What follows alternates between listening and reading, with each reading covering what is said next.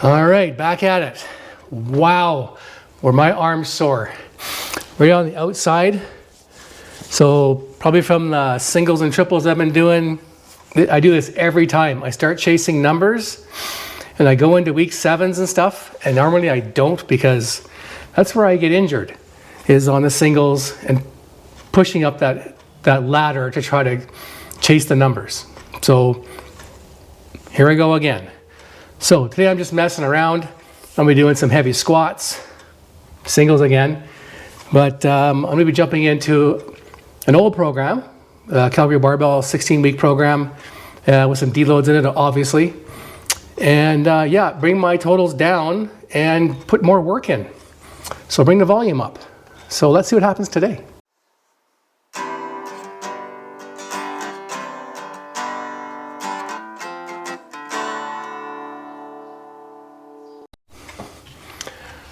All right, let's see how this moves. So it moved pretty quick last week. All right.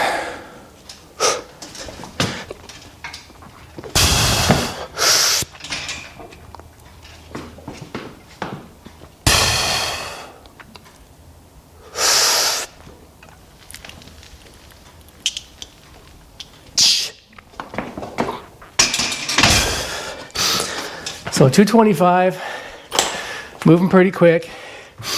I might go up a little bit more for a single, then I'll move on to some presses. All right, a little more. So we'll go for 235, see how that moves. That'll probably be it for squats for today.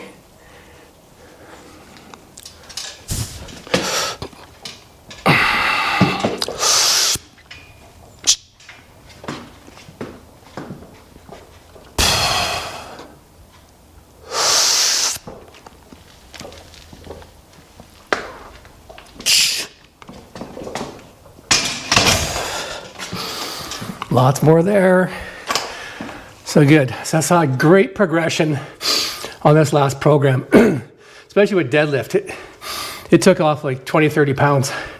Outstanding. My bench, pretty much flat or went down a little bit. But yeah, I'm fighting with this bit of shoulder stuff. But that's the way it goes, dudes and dudettes. You're gonna gain on one thing and drop off on others, and that's the way it is. But you keep training, and your heart and your health will always be better. Okay, let's see how this one moves. Belts in one tighter.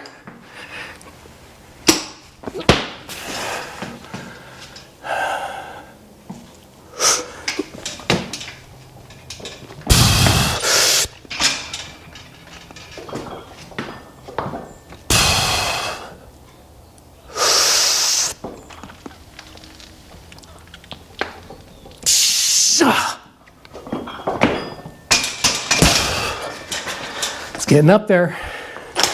Okay, I'm gonna call it. That's 250. That's enough. So yeah, squat's definitely gone up a little bit from where it was before, but because I don't challenge the grinders, because man, I start doing really heavy singles, like 9s and 10s, I start to get hurt. And then it takes weeks or more to recover, because my diet's pretty good, except for, you know, the odd beer here and there. Well, maybe the weekends I have more than a couple, but anyway, we're moving along pretty good. So I'm not chasing numbers. I'm just training. The numbers come from just training. Okay, lots of warm-ups. And this is a push press. Not a strict press or seated press, but I want to get some body involved in this too. So whatever you want to do.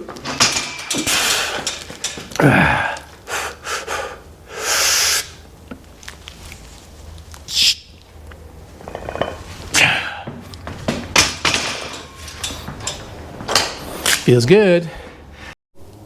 All right, so yeah, I bailed on the 115 overhead press. As soon as I lifted off the rack, it's like, forget it. I'm not doing this.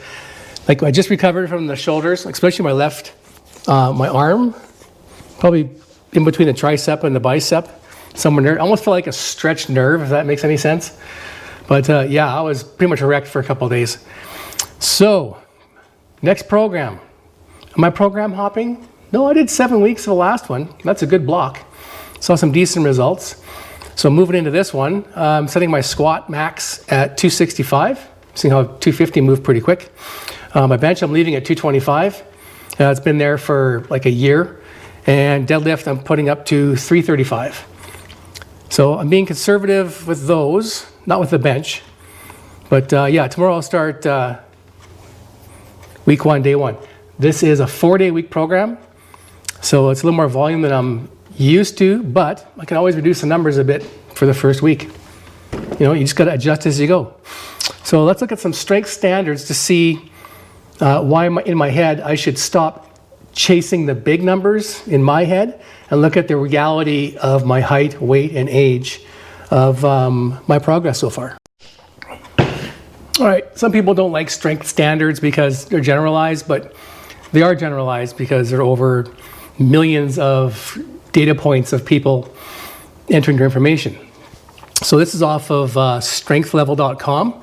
I'll put that in the description below so you can go there and visit it. This is my competition. I watch 15-year-old girls squat twice my weight and all that stuff. That's awesome. I think that's incredible. But for me, the numbers I'm chasing, or trying not to chase too much, is to get me into an intermediate advanced level. So bench press, which I'll put up here so you can see, advanced level is 224. So that's pounds at my weight and my age. Because age does mean something, despite what some people say. It's affects your recovery, it affects your explosiveness, yeah, and it diminishes over time. So I'm in a diminishing part of my life, and that's the reality. But I'm really happy with the numbers I have here. All right, moving on to the next one. So that's bench press. Let's take a look at, trying to get this to close. There we go. Deadlift standards. Okay, so here we have my 337s advanced. So there I am. Is elite a real possibility?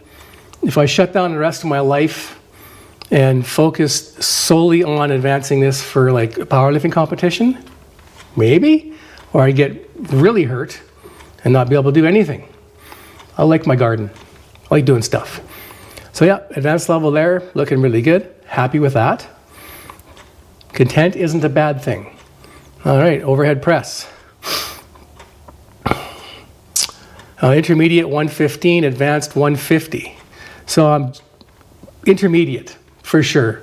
Haven't worked the overhead press a lot in the last program. I know it's more prevalent in the one I'm doing next. So last time I did it years ago, it went up.